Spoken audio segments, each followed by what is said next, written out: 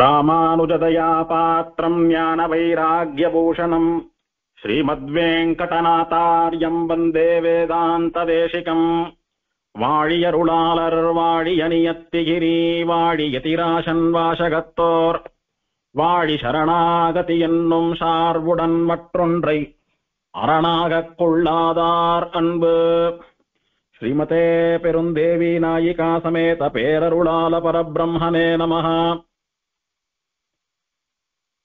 108 திவ்யதேசங்கள்ல தொண்டை நாட்டு திருப்பதிகளுக்கு திலகமாக விளங்கக்கூடிய திரு அத்திகிரி என்கிற தேவப்பெருமாள் சன்னதியினுடைய ஸ்தலபுராணத்தை சுவாமி தேசிகன் அருளி செய்த மெய்விரத மான்மியத்தின் வாயிலாகவும் பிரம்மாண்ட புராண ஸ்லோகங்களின் வாயிலாகவும் அனுபவித்துக் கொண்டு வருகிறோம். மெய்விரத மான்மியத்திலே தற்போது 10வது பாசுரம். காஞ்சிபுரத்திற்கு போ அப்படின்னு அசரீரி வாக்கு கேட்டது. பிரம்மா காஞ்சிபுரத்துக்கு வந்துட்டார். விஸ்வகர்மாவை கூட்டு இங்க ஒரு ஆச்சரியமான யாகம் பண்ண போறேன், அந்த யாகத்துக்கு எங்கெங்க இருந்தோ எத்தனை லோகங்கள்ல இருந்தோ எல்லாரும் வரப்போறா, அவளுக்கெல்லாம் தகுந்த சௌகரியங்கள் இருக்கும்படியா ஒரு நகரத்தை நீ நிர்மாணம் பண்ண வேணும் அப்படின்னு பிரம்மாவானவர் விஸ்வகர்மாவுக்கு நியமித்தார். விஸ்வகர்மாவானவன் ஆச்சரியமாக காஞ்சிபுரம்னு சொல்லக்கூடிய நகரத்தை வடிவமைத்தான், டிசைன் பண்ணினான்.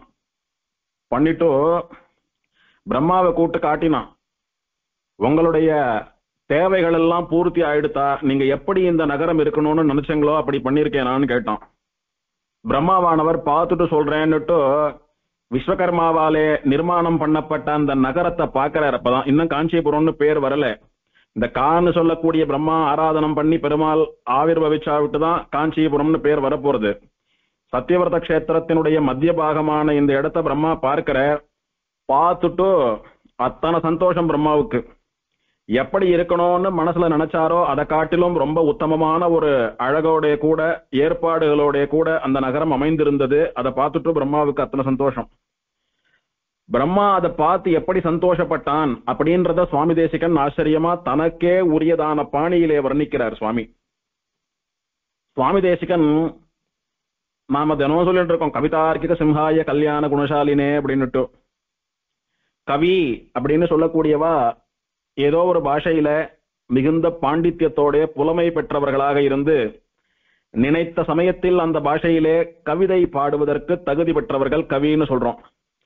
சம்ஸ்கிருதமா இருந்தா ஸ்லோகம் எழுதுறவா, தமிழா இருந்தா கவிதை எழுதுறவா, பாட்டு எழுதுறவான்லாம் சொல்றோம் இல்லையோ. அந்த மாதிரி கவிகளுக்குள்ளே சுவாமி தேசிகன் சிம்மமானவர். அதுவும் எப்பேற்பட்ட சிம்மம் அப்படின்னு பிரதிவாதி பயங்கரம் அண்ணன் சுவாமி தெரிவிக்கிறார் சப்ததி ரத்ன மாளிகையில. சம்ஸ்கிருத கவிதைகள் எழுதுவதிலே கூரத்தாழ்வானை போலவும் அவருடைய திருக்குமாரரான பராசர பட்டரை போலவும் இவர் ஏற்றம் வாய்ந்தவர் அப்படின்னர். அப்படின்னா என்ன அர்த்தம்னா, எப்பேற்பட்ட வேதாந்த விஷயங்களாக இருந்தாலும் விசிஷ்டாத்வைத சித்தாந்தத்தை தெளிவிக்கக்கூடிய விஷயமாக இருந்தாலும் எத்தனை கடுமையான விஷயமாக இருந்தாலும் கூட எல்லோருக்கும் சுலபமாக மனதிலே நினைவு வைத்துக் கொள்ளும்படியாக ஆச்சரியமான ஒரு மெட்டோடு கூட அதை ஸ்லோகமாகவோ ஒரு பத்தியமாகவோ வடிப்பதிலே கை தேர்ந்தவர் அப்படின்னு அர்த்தம். சுவாமி விசிஷ்டாத்வைத சித்தாந்தம் நம்முடையது, அதனுடைய கோட்பாடுகள் கொள்கைகள் தத்துவங்கள் அதையெல்லாம் சொல்லிட்டு வாங்கன்னு சொன்னா சொல்றவா நிறைய பேர் இருக்கா. கேட்கறதுக்கு எத்தனை பேருக்கு அது ரசிக்கும், அப்படியே கேட்க ஆரம்பித்தாலும் எத்தனை நாடி ரசிக்கும் அப்படின்னு எல்லாம் கேட்டா விரல் விட்டு எண்டு போயிடலாம். ஒரு பெரிய மகான் விசிஷ்டாத்வைத சித்தாந்தத்தை நன்னா கரைச்சி சாட்ட சுவாமி. அவர் ஸ்ரீபாஷத்துல இப்படி இருக்கு, தத்துவசாரத்துல இப்படி இருக்குன்னு தத்துவங்களை எல்லாம் அப்படியே ஆழங்கால் பட்டு சொல்லிட்டு போறார். எத்தனை பேர் மணிக்கணக்கில் உட்கார்ந்துட்டு கேட்பான்னு நினைக்கிறோம் நாமோ, இன்னைக்கு ரொம்ப குறைவு. ஆனால் அதையே ஆச்சரியமா கேட்கறதுக்கு காதுக்கு இனிமையான ஒரு மெட்டிலே ஒரு பாசுரமாகவோ ஒரு ஸ்லோகமாகவோ வடிவமைத்தால் அப்போது இது ஆச்சரியமாக எல்லோருடைய மனசிலும் பதியும்படியாக இருக்கும் அப்படின்றதுதான் விஷயம். அந்த மாதிரி சூக்ஷ்மமான வசந்த வேதாந்த சித்தாந்த விஷயங்களை எல்லாம் கூட சுலபமா பஞ்சஸ்தவம்னு சொல்லக்கூடிய ஸ்லோகங்களாகவும் ஸ்ரீரங்கராஜஸ்தவம் ஸ்ரீகுணரத்ன கோஷம் முதலான ஸ்லோகங்களாகவும் வடித்து சுவாமி கூரத்தாழ்வானும் அவருடைய திருக்குமாரரான சுவாமி பராசர பட்டரும் எல்லோருக்கும் எல்லா விஷயங்களையும் மனசிலே தரிக்கும்படியா பண்ணினான். அந்த சாமர்த்தியமானது சுவாமி தேசிகனுக்கு உண்டு அப்படின்னு தெரிவிக்கிறார். அப்படிதான் அதை புரிந்து கொள்ள வேணும். அவளாட்டமா கவிதை எழுதுறவர் அப்படின்னா சம்ஸ்கிருதத்துல அத்தனை பெரிய பண்டிதர்னு மட்டும் அர்த்தம் இல்லை. அப்படி ஆச்சரியமாக மனசுல அவசியம் தரிக்க வேண்டிய விஷயம், ஆனா தரிப்பதற்கு கடினமா இருக்கு அப்படின்னு சொல்லக்கூடிய விஷயங்களை எல்லாம் கூட ஸ்திரீகள் கூட நிறைய ஸ்தோத்திரங்களை எல்லாம் மனப்பாடமா சொல்றா, குழந்தைகள் கூட மனப்பாடமா சொல்றது. அதுவே வேதாந்தம்னு வரைச்ச குழந்தைகள் ஸ்திரீகள்லாம் மனப்பாடமா சொல்ல முடியுமோ? ஆனால் அதனுடைய தாத்பரியமா சாரமா இருக்கக்கூடிய விஷயங்களை எல்லாம் கூட சுலபமா நினைவு வச்சுட்டு சொல்ல முடியறதுன்னா அது ஸ்தோத்திரத்தினுடைய மகிமை. அப்பேற்பட்ட ஒரு நடையிலே கூரத்தாழ்வானையும் பராசர பட்டரையும் ஒத்தவர் சமமானவர் சுவாமி தேசிகன் அப்படின்னு கொண்டாடினர். தமிழ் பிரபந்தங்கள்ல பார்த்தா திருமழிசை பிரானை போலவும் திருமங்கை ஆழ்வாரை போலவும் வசந்த தத்துவ விஷயங்களையும் அர்ச்சாவதார அனுபவத்தையும் அப்படியே நேர கொண்டாடக்கூடியவர் பாசுரங்கள்ல சுவாமி. அப்பேற்பட்ட கவி, உபய பாஷா பண்டிதர். அது சம்ஸ்கிருதமோ தமிழோ ரெண்டுத்திலயும் இவர மாதிரி ஒரு கவனம் பண்றதுக்கு, ஒரு பாட்டு எழுதுறதுக்கு, ஒரு ஸ்லோகம் எழுதுறதுக்கு ஒருத்தரும் இல்லைன்னு சொல்லும்படியான ஒரு கவி. நாடகம் எழுதினாலும் கூட அதை ஒரு பொழுதுபோக்கா எழுதாமல் அந்த நாடகத்தையும் தத்துவங்களை சித்தாந்தத்தை புரிய வைக்கிற வகையிலே பண்ணக்கூடிய மகாத்மா அப்படின்னு தெரிகிறது. அப்பேற்பட்ட சுவாமி பிரம்மா காஞ்சிபுரத்தை பார்த்துட்டு சந்தோஷப்பட்ட விஷயத்தை தனக்கே உரியதான பாணியிலே நம்முடைய மனசை தொடுவது போல ஆச்சரியமாக அருளி செய்கிறார். இத ரெண்டு விதமா அருளி செய்கிறார். ஒன்னும் இந்த காஞ்சி நகரம் வடிவமைத்திருக்கான விஸ்வகர்மா, அது பார்க்கறதுக்கு எப்படி இருக்கு, அங்க வசிக்கிற மக்கள் எப்படி இருக்கா அப்படின்னு ரெண்டு விதமான தாத்பரியம் தோற்ற சுவாமி இந்த பாசுரத்தை அருளி செய்கிறார்.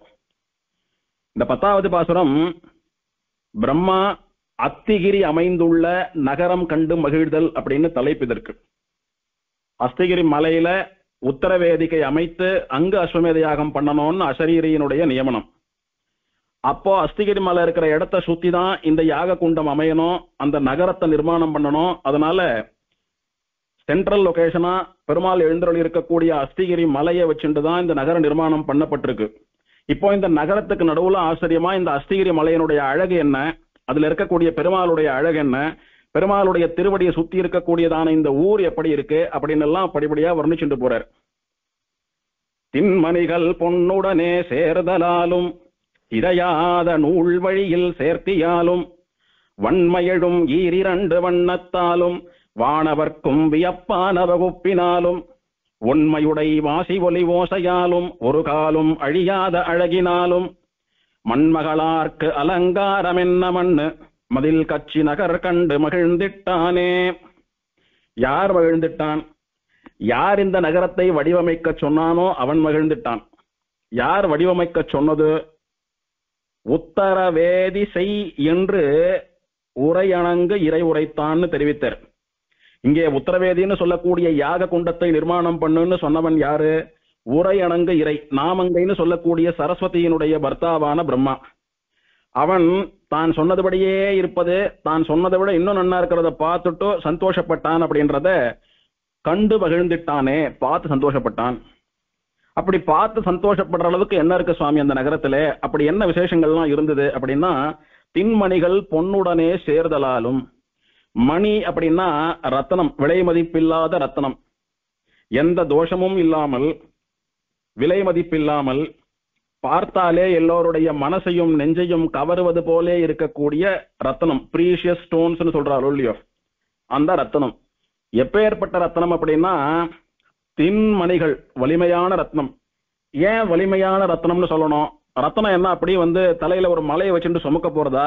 வெறும ஒரு செயின்ல கோத்தா ஆபரணமாட்ட இருக்க போற விஷயம் தானே. அதுக்கு ஏன் வலிமை அவசியம் அப்படின்னா, இந்த ரத்னங்களுக்கு சில குறைகள் எல்லாம் சொல்லுவா.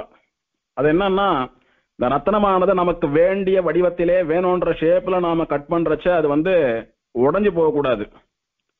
நல்ல கடுமையானதா வலி உள்ளதா இருக்கணும். அப்பதான் எந்த ஷேப்புக்கு நாம செதுக்குறோமோ அந்த ஷேப்புக்கு நிக்கும். அது இல்லைன்னா கோணாமானாவா தாறுமாறா உளிப்பட்டு கண்ணாபின்னான்னு போயிடும், உடைஞ்சு போயிடும். அத்தனை விலை கொடுத்து வாங்கி பிரயோஜனம் இல்லாம போயிடும். சுக்குநூறா சிதறி போயிடுதுன்னா எதுக்கு பயன்படுத்த முடியும்? அதை நமக்கு தகுந்த மணியாத பண்ணணும். அப்ப அதை கடையும் போது நிக்கிறது தாங்கிறது என்னதுன்னு பயன்படுறது.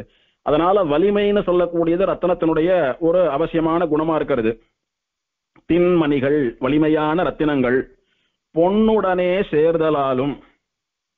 நன்னா யோசிச்சு பார்த்தோம்னா வெறும் ரத்னங்களை மாத்திரம் யாரும் அப்படி ஒரு கயத்துல கட்டி மாட்டிக்கிறது இல்லை. இந்த ரத்னங்களை எல்லாம் எங்க பயன்படுத்துறோம்?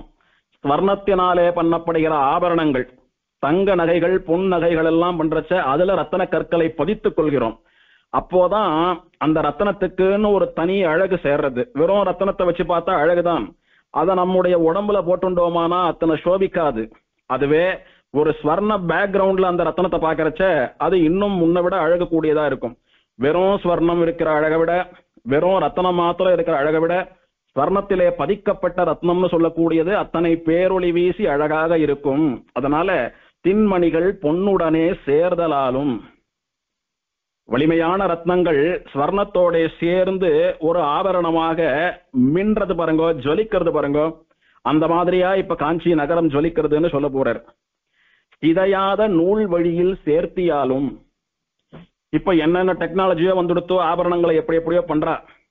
அந்த நாள்ல ஒரு ஸ்திரமான நூல், இந்த நூல்னு சொல்லக்கூடியது ஸ்வர்ண கம்பி, வெள்ளி கம்பி, அந்த மாதிரி ஏதானும் கூட இருக்கலாம். அந்த நூல்ல ஆச்சரியமா ரத்தனத்தையும் ஸ்வர்ணத்தையும் மாறி மாறி கோத்துண்டு வந்து ஒரு அழகான ஒரு ஆபரணத்தை தயார் பண்ணினான். அந்த ஆபரணம் பார்ப்பதற்கு எப்படி இருக்கிறது அப்படின்னா ரொம்ப ஆச்சரியமா, ரொம்ப அழகா இருக்கு. ஒரு ஸ்வர்ண பேக்ரவுண்டுக்கு நடுவுல ரத்தனங்கள் பதிக்கப்பட்டு ஒளி வீசிக்கொண்டு, இந்த ஸ்வர்ணத்தினால் ரத்தினத்திற்கு அழகா, ரத்தினத்தினாலே ஸ்வர்ணத்திற்கு அழகா என்று சொல்லும்படியா அவ்வளவு ஆச்சரியமாக இருக்கப்பட்ட ஒரு ஆபரணம் தயாராயிடுத்து.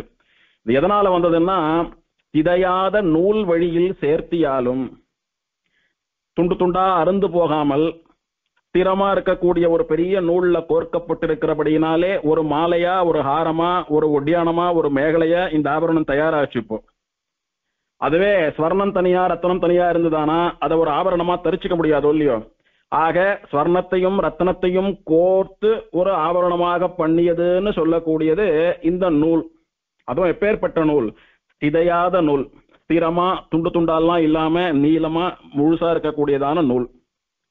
அது பார்க்கறதுக்கு அழகா இருக்கு. வன்மையெழும் ஈரிரண்டு வண்ணத்தாலும், வண்ணம் அப்படின்னா நிறம் அப்படின்னு அர்த்தம், கலர். ஈரிரண்டு 4, வன்மை எழும் அப்படின்னா வள்ளல் தன்மையோடு கூடிய 4 வர்ணத்தாலும். 4 கலர்னு சொன்னார். ஆபரணம்னா கலர் கலரா வச்சுக்கலாம், ஒன்றும் தப்பில்லை. 4 ரத்தங்களை போட்டா 4 கலர் வர போறது. ஸ்வர்ணம் ஒரு கலராச்சு, ஒரு ரத்தனம் ஒரு கலர்ல இருக்கு. 4 கலர்ல வேணும்னா 4 ரத்னத்தை கோத்துண்டா சரியா போறது.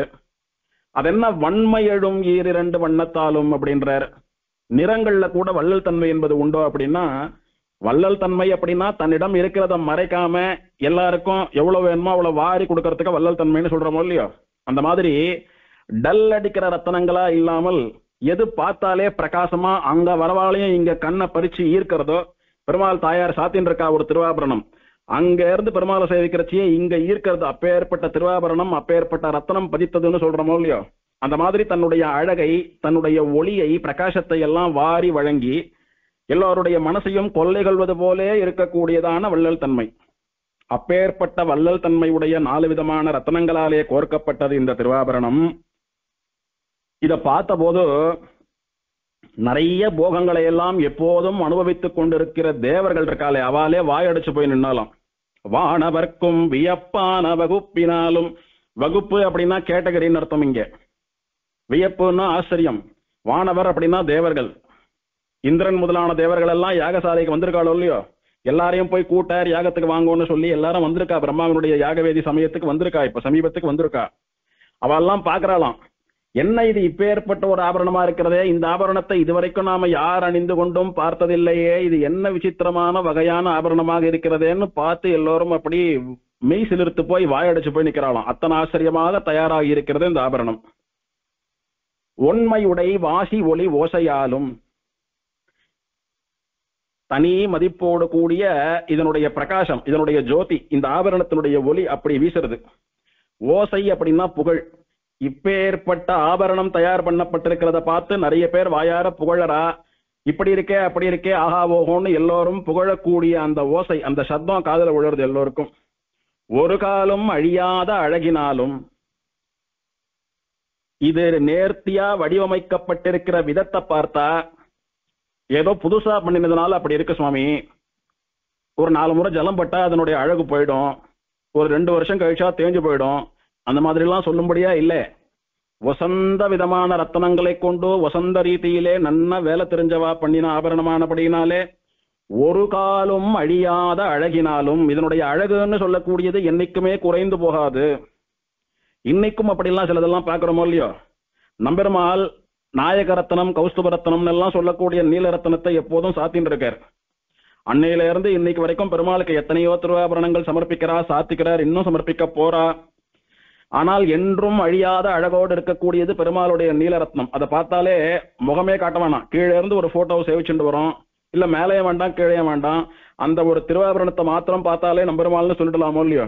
எத்தனை அழகான ரத்னம், பெருமாள் அதை உகந்து ஏற்றுக்கொண்டிருக்கிறான்.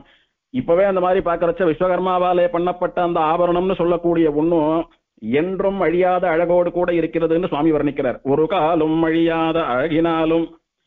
சரி சுவாமி, இவ்வளவு ஆச்சரியமா அந்த ஆபரணத்தை பார்த்து பார்த்து நூத்து பண்ணியா எடுத்து என்னைக்கும் அழகா அழியாமல் இருக்கக்கூடியதான ஒரு சோபையோடு கூட இருக்கக்கூடிய ஆபரணம்னு சொல்லிட்டோங்க. அந்த ஆபரணத்தை யார் போட்டுக்க போறா அப்படின்னா, மண்மகளார்க்கு அலங்காரம். மண்மகளார் அப்படின்னு பூமி பிராட்டி பூதேவியை சொல்றது. பூமி தேவிக்கு அலங்காரம். இத்தனை நேர்த்தியாக பார்த்து பண்ணப்பட்ட ஆபரணமானது பூமி பிராட்டியினுடைய திருவாபரணம், பூமி பிராட்டியை அலங்கரிப்பதற்காக அப்படின்னு தெரிஞ்சு போயிடுத்து. மண்மகளார்க்கு அலங்காரம் என்ன? மண்ணு மதில் கட்சி நகர் கண்டு மகிழ்ந்திட்டானே. யாகம் பண்ணணும்னு பிரம்மாவனுடைய உத்தேசம். யாக வேதிக்கையெல்லாம் அமைத்தான். சரி, யாகத்துக்கு தேவையான சாமான்கள் எல்லாம் வாங்கி வச்சுண்டு ரித்விக்கள் எல்லாம் வரிச்சு யாகத்தை பண்ண ஆரம்பித்தா பெருமாள் வருவார், திருவாராதனம் பண்ணணும், அதுதானே நடக்கணும். இப்ப எதுக்கு மெனக்கெட்டு ஒரு ஆபரணம் பண்ணணும், இத்தனை ஆச்சரியமான ஒரு ஆபரணம் பண்ணணும்? இங்க ஒரு ஆபரணம் பண்ண வேண்டிய அவசியம் என்ன அப்படின்னா, இது சுவாமியினுடைய ஆச்சரியமான கவி சாதுரியம். இது சுவாமியானவர் இந்த ஆபரணம்னு இத்தனை நாளி பார்த்து பார்த்து வர்ணித்தாரே, இதெல்லாம் எதை அப்படின்னா, இந்த சத்தியவிரத கஷேத்திரம்னு சொல்லக்கூடிய இப்போது காஞ்சிபுரமாக இருக்கக்கூடிய பிரம்மாவினுடைய யாகசாலை அமைந்த இடம் இருக்கிறது. அதை சுற்றி விஸ்வகர்மா சமைத்தானே, ஏற்படுத்தினானே, நிர்மாணம் பண்ணினானே ஒரு நகரம். அந்த நகரத்தை தான் இவ்வளவு நேரம் சுவாமியானவர் ஆபரணம்னு வர்ணித்துண்டு வந்தார். சரி, அந்த ஆபரணத்தை யார் சாத்திக்கிறான்னு சொல்றச்ச மண்மகளார்னு பூமி தேவி சாத்திக்கிறான்னு சொன்னாரோ இல்லையோ. அது எதற்காகன்னா, இப்போ ஒரு இந்தியா மேப், வேர்ல்டு மேப்லாம் சொல்றமோ இல்லையோ, அந்த மாதிரி ஒரு படம் இருக்கு. அதுல குறிப்பிட்ட ஒரு பகுதியை மாத்திரம் அழகா கலர் பண்றா. அது பாக்குறதுக்கு எப்படி இருக்கு? அந்த இந்தியாவோ அந்த உலகமோ ஏதோ ஒரு அலங்காரம் பண்ணி கொண்டது போல நினைக்கிறோம், இந்த ஸ்கெட்ச் எல்லாம் போட்டு கலர் பண்றதெல்லாம் பார்த்தா. அந்த மாதிரி பூமி பறந்து விரிந்திருக்கிறாள், பூமி தாய் பறந்து விரிந்திருக்கிறாள், பெரிய திருமேனி பூமி தாய்க்கு. அதிலே இந்த காஞ்சி நகரம்னு சொல்லக்கூடியது பெண்கள் இடையிலே தரிக்கக்கூடிய மேகலைன்னு சொல்லக்கூடிய ஒரு ஆபரணம் போலே இருக்கிறதாம். மேகலை அப்படின்னு சொல்லக்கூடியது மணிமேகலைன்னு சொல்றது உண்டு. மணிகளாலே கோர்க்கப்பட்ட மேகலை அப்படின்னு, ரத்னங்களாலே அலங்கரிக்கப்பட்ட மேகலைன்னு, மேகலைய மணிமேகலைன்னு சொல்றதும் உண்டு. இன்னைக்கு ஒட்டியானம்னு சொல்றோமோ இல்லையோ, அந்த ஆபரணத்திற்கு மேகலைன்னு பெயர். அதை ஆச்சரியமா பூமி பிராட்டின்னு சொல்லக்கூடிய பேரழகியான நம்முடைய தாய் தன்னுடைய இடுப்பிலே அணிந்து கொண்டிருக்கிறாள் அப்படின்னு வர்ணிக்கிறார். ஒரு நகரமும் ஒரு ஆகாரத்திலே நிர்மாணம் பண்ணப்பட்டிருக்கும். சாஸ்திரங்கள்ல பார்த்தா தெரியும். ஒரு ஆகாரம் இருக்கணும். ஒரு நகரம் அப்படின்னா எந்த அவுட்லைன்ல இருக்குன்னு பார்க்கணும். தாமரை வடிவிலான நகரங்கள், பிரணவ வடிவிலான நகரங்கள், ஸ்வஸ்திக் வடிவிலான நகரங்கள் அப்படின்னு எல்லாம் பல ராஜதானிகள் எல்லாம் இருந்ததா சரித்திரத்துல கூட பார்க்கிறோம். அந்த மாதிரி திருவேங்கடமலை அடிவாரத்திலே ஒரு அக்ரஹாரம் சமைக்கப்பட வேணும் அப்படின்னு சுவாமி ராமானுஜர் அவருடைய சிஷ்யரான ராஜாவுக்கு நியமித்தார். அப்போ சுவாமி என்ன சொல்லி நியமித்தார் அப்படின்னா, கருடனாலே ஸ்ரீவைகுண்டத்திலே இருந்து சுமந்து கொண்டு இங்கே வந்து பிரதிஷ்டை பண்ணப்பட்ட மலைதான் இந்த திருமலை. வைகுண்டத்திலே இருக்கக்கூடிய கிரீடா பர்வதம்னு சொல்லக்கூடியது கருடனாலே சுமந்து கொண்டு வரப்பட்டு இங்கே பிரதிஷ்டை பண்ணப்பட்டிருக்கிறது. ஆகையினாலே கருடனாலதான் இங்க திருமலை வந்தது. திருமலை இங்க இருக்கிறதுக்கு காரணம் கருடன். அதனால கருடனுடைய ஆகாரத்திலே ஒரு நகரத்தை நிர்மாணம் பண்ணு அப்படின்னு ராஜாவுக்கு ராமானுஜர் நியமிக்க, அந்த காலத்துல ஸ்ரீ கிருஷ்ணாபுரம் அப்படின்னு பெயர். அங்க பார்த்தசாரதி பெருமாள் சன்னதி மட்டும்தான் இருந்தது. பார்த்தசாரதி கண்ணனோ இல்லையோ, ஆகையினால ஸ்ரீ கிருஷ்ணாபுரம்னு பெயர். பார்த்தசாரதி பெருமாள் ருக்மிணி சத்யபாமாவோட கோயில் கொண்டிருந்தார். அப்புறம் ராமானுஜர் நியமனப்படி அங்கே நகரம் சமைக்கப்பட்டது. சித்திரகூடத்துல இருந்து கோவிந்தராஜன் ஏழை பண்ணிட்டு வந்தா. அதுக்கப்புறம் கோவிந்தராஜன் உற்சவர் மாத்திரம் வந்தார். மூலவர் வேணும்னு ராமானுஜர் நியமனப்படி ஒரு மூலவரை பிரதிஷ்டை பண்ணார். அவர் திருக்கையாலேயே பிரதிஷ்டை பண்ணார். எங்க பண்ணினார்? கிருஷ்ணாபுரத்துல இருக்கக்கூடிய பார்த்தசாரதி பெருமாள் சன்னதியிலேயே பிரதிஷ்டை பண்ணினார். அந்த பார்த்தசாரதி பெருமாள் சன்னதி ராமானுஜருடைய வருகைக்கு பிறகு இன்னும் பிரபலமாகி கிருஷ்ணாபுரம்னு சொல்லக்கூடியது பார்த்தசாரதிபுரம் ஆச்சு. ஒரு திவ்ய தேசத்திலே இருந்த பெருமாள் அங்கே எழுந்தருள் இருக்காமல் இங்க வரணும்னு அந்த எம்பெருமானுடைய திருவுள்ளம். அதனாலதான் தென்தில்லை சிறுத்தித்திரக்கூடத்தெம் செல்வனை மின்னி மழை தவழும் வேங்கடத்தெம் வித்தகனைன்னு ஆழ்வார் சாதித்தது போல சித்திரக்கூடத்து பெருமாள் வேங்கடமலை அடிவாரத்துக்கு வந்திருக்கார். அதனால இந்த கோவிந்தராஜ பெருமாள் திருவேங்கடமுடியானுக்கு அடுத்தபடியா இவரை நன்னா விசேஷமா சேவிக்கணும் அப்படின்னு ராமானுஜர் நியமிச்சபடியினால பார்த்தசாரதிபுரம் கோவிந்தராஜபுரம் ஆச்சு. ஸ்ரீகிருஷ்ணாபுரம் பார்த்தசாரதிபுரம் ஆகி பார்த்தசாரதிபுரம் கோவிந்தராஜபுரம் ஆச்சு. அதுக்கப்புறம் ராமானுஜருடைய அனுகிரகத்தாலே நிறைய பேர் வைஷ்ணவாலா மாறினா, நிறைய பேர் வைகுண்டம் போனா. அந்த ராஜாவானவன் ராமானுஜரை சாட்சாத் பெருமாளை போலவே கௌரவிச்சு சேவிச்சுண்டு வந்தான். இப்ப ராமானுஜருடைய நியமனப்படி கருடனுடைய வடிவு, அதாவது ஒரு கழுகு பறப்பது போல இருக்கக்கூடிய ஒரு அவுட்லைன், ஒரு தோற்றத்திலே திருப்பதின்னு சொல்லக்கூடிய நகரம் நிர்மாணிக்கப்பட்டது. திருப்பதின்னு சொல்லக்கூடிய அக்ரஹாரம் பிரதிஷ்டை பண்ணப்பட்டது. கருடாகிரஹாரம் என்கிற பெயரோடு கூட பிரதிஷ்டை பண்ணப்பட்டது. அப்போ ராமானுஜாச்சாரியருடைய திருவடி சம்பந்தம் பட்டு அவருடைய வருகையினாலேதான் இத்தனை பெருமை இந்த நகரத்திற்கு ஏற்பட்டது அப்படின்றதுக்காக ராஜா என்ன பண்ணினா, ராமானுஜர் வந்து போனா விட்டு ராமானுஜபுரம் அக்ரஹாரம் அப்படின்னு ராமானுஜபுரம்னு பேரை மாத்திட்டோம். இப்ப அப்படி எப்படி படிப்படியா போய் இன்னைக்கு திருப்பதின்னு சொல்றோம்னு வச்சுக்கலாம். எதுக்காக இதை சொல்றேன் அடியேன் அப்படின்னா, திருப்பதி நகரம்னு சொல்லக்கூடியது கருடனுடைய ஆகாரம், கருடனுடைய வடிவிலே பண்ணப்பட்டது. திருப்பதியினுடைய அவுட்லைன் போடு அப்படின்னு சொன்னா ஒரு கழுகு பறக்கிறாப்பல படத்தை வரைஞ்சிட்டு உள்ள இடங்களை எல்லாம் இது இந்த இடம்னு மார்க் பண்ணினா போறோம். அந்த மாதிரி இடுப்பிலே அணிந்து கொள்ளக்கூடிய மேகலை ஒட்டியானம்னு சொல்லக்கூடிய ஆபரணத்தினுடைய ஆகாரத்திலே வடிவத்திலே இந்த காஞ்சின்னு சொல்லக்கூடியதான நகரத்தை விஸ்வகர்மா நிர்மாணம் பண்ணினான். அது எப்படி இருந்தது? அப்படி பறந்து விரிந்து ஒரு பெண் படுத்து கொண்டிருப்பது போல தோற்றமளிக்கக்கூடிய பூமி பிராட்டி இருக்கிறாளே பூமாதா, அவளுடைய அறைக்கு இடுப்புக்கு அழகிய மணிமேகலைன்னு சொல்லக்கூடிய ஆபரணமாக திகழ்ந்தது அப்படின்னு இத்தனை நேரம் வர்ணிச்சதெல்லாம் இந்த சத்தியவர்த்த கஷேத்திரம்னு சொல்லக்கூடிய நகரத்தை தான் வர்ணித்துக் கொண்டிருந்தார். இது காஞ்சிபுரம்னு சொல்லக்கூடிய நகரம் பூமி பிராட்டியினுடைய இடைக்கு ஒரு அணிகலனா ஆபரணமாக இருக்கிறது அப்படின்ற ஆங்கிள் வர்ணிக்கப்பட்ட விஷயம். இன்னொன்னும் பலவிதமான மணிகளும் ரத்தனங்களும் பொன்னோடு கூட சேர்ந்து ஒரு ஆபரணமா பரிமளிக்கிறது, சோபிக்கிறது. அதே மாதிரிதான் ஒரு நகரம், ஒரு ஊர் அப்படின்னாலும் அங்க பல வர்ணத்து மக்கள் ஒன்னா சேர்ந்து அவாவாளுடைய காரியங்களை அவாவா செவ்வனே பண்ணிக்கொண்டு பகவத் ஆராதனத்தை பண்ணிக்கொண்டு அந்த ஊர் சீரும் சிறப்புமோடு விளங்க வேண்டும் அப்படின்றதுதான் சாஸ்திரங்களினுடைய நியமனம். அந்த காலத்துல எல்லாம் எல்லா நகரங்களும் அப்படித்தான் இருந்தன. இங்கே வண்ணம் அப்படின்னா வர்ணம்னு அர்த்தம். பிராமண, கஷத்திரிய, வைசிய, சூத்ரன் எல்லாம் சொல்லக்கூடியதான 4 வர்ணங்கள்.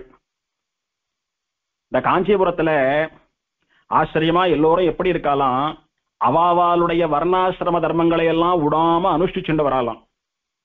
லோகம் நன்னா இருக்கணும் அப்படின்னா 2 விஷயம் பிரதானம். ஒண்ணு, வேத பாராயணமானது அவிச்சின்னமா விடாம நடந்துட்டு இருக்கணும்.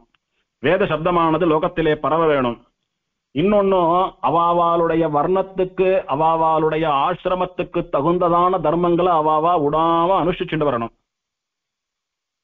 தனக்கு என்ன தர்மம் சொல்லப்பட்டிருக்கிறதோ அதை தவறாமல் கடைபிடிக்க வேணும். அப்படி எத்தனை பேர் எத்தனை தூரம் கடைபிடிக்கிறாளோ அத்தனை சுபிக்ஷமா அந்த லோகம் இருக்கும். அப்படி எல்லாம் குறைஞ்சுட்டே விட்டுட்டே வந்ததுனால இன்னைக்கு இந்த மாதிரி நிலைமையில இருந்துட்டு இருக்கும்.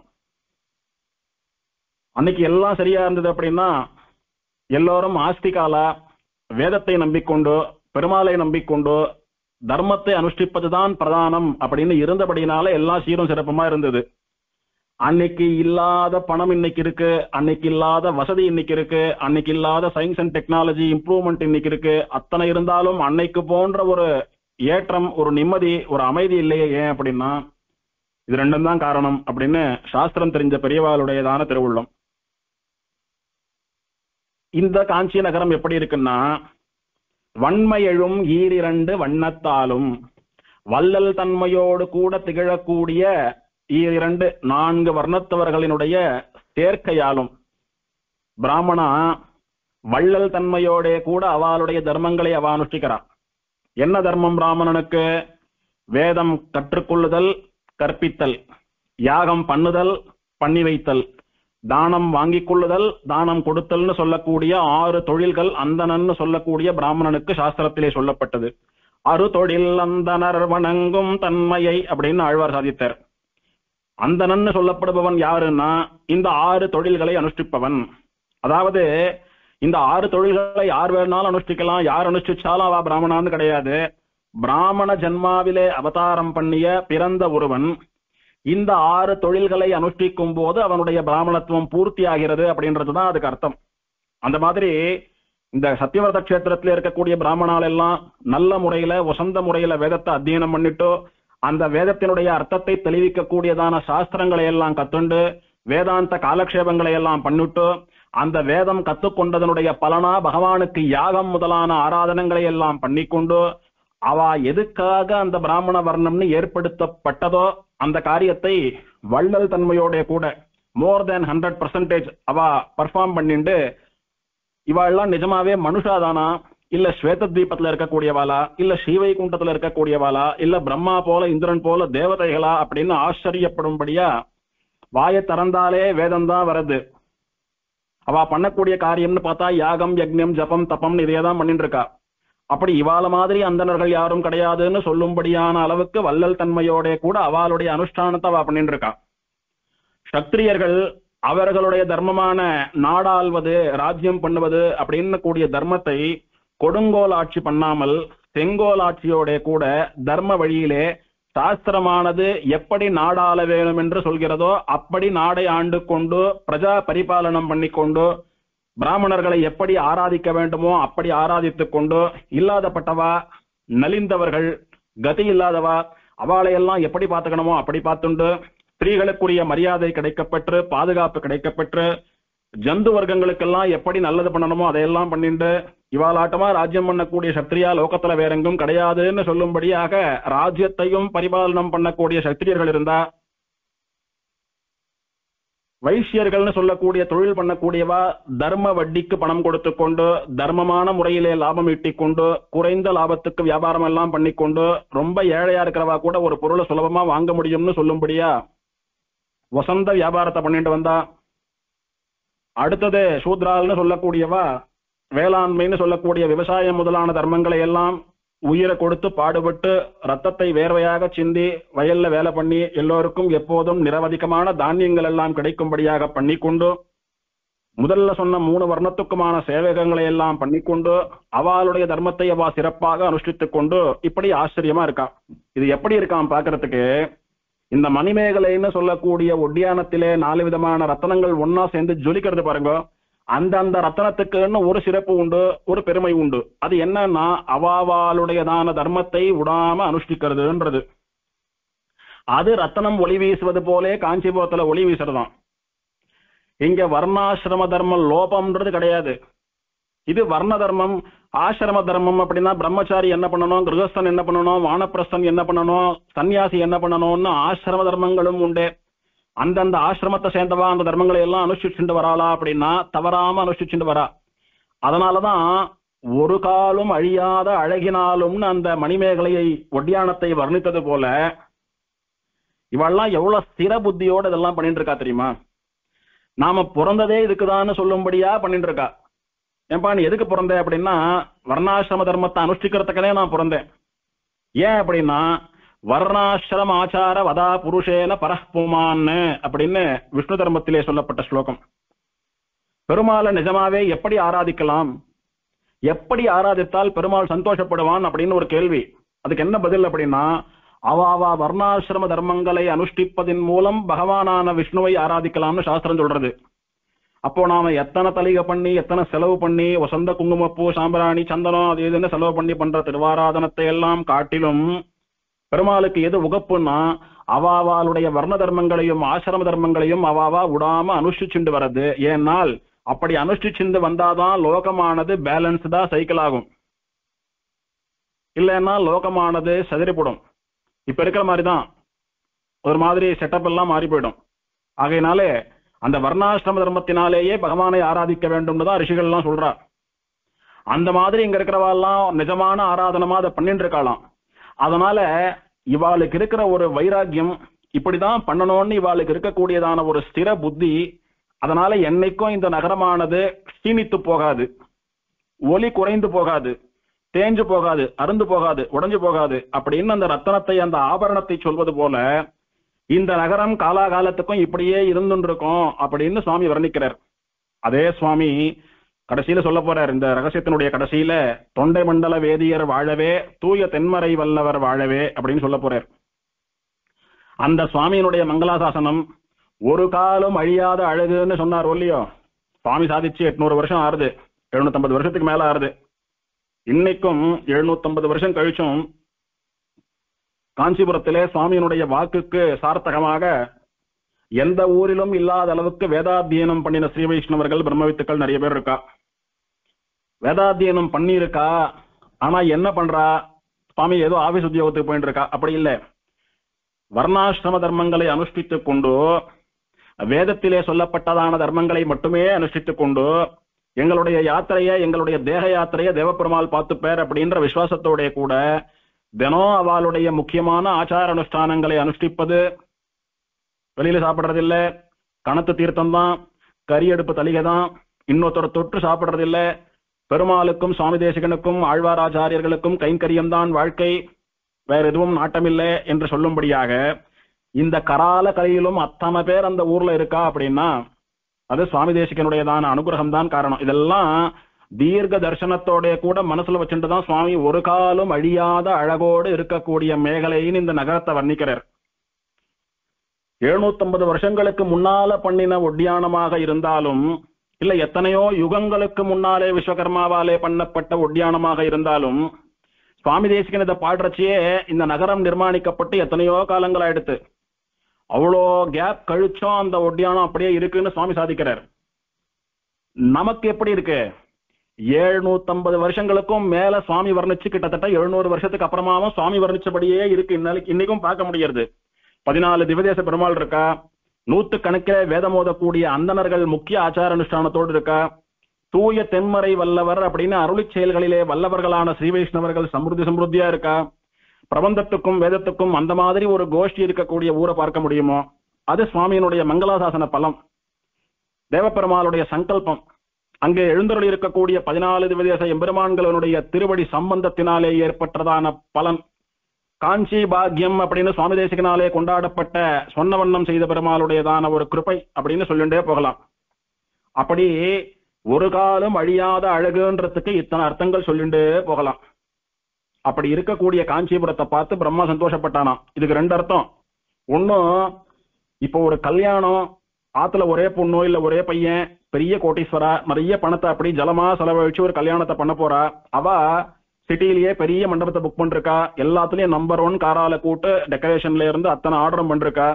கல்யாண ஃபங்க்ஷன் தொடங்க போறதுன்னா சாயங்காலம் ரிசப்ஷன் ஆரம்பிக்க போறது அப்படின்னா அந்த ஆத்த சேர்ந்த பெரியவா, அம்மா அப்பா தாத்தா பாட்டி அந்த மாதிரி இருக்கிறவா கார்த்தால ஒரு முறை ஃபங்க்ஷன் நடக்கிற இடத்த போய் பார்த்துட்டு வந்துடலாம், அந்த ஏற்பாடுகள் எல்லாம் எப்படி இருக்குன்னு பார்த்துட்டு வரலாம்.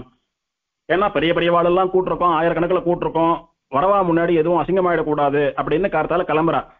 அந்த பெரிய மண்டபத்தை போய் பாக்குறச்ச என்ன மண்டபமா சொர்க்கமா அப்படின்னு அவ்வளவு ஆச்சரியம் அவளுக்கு.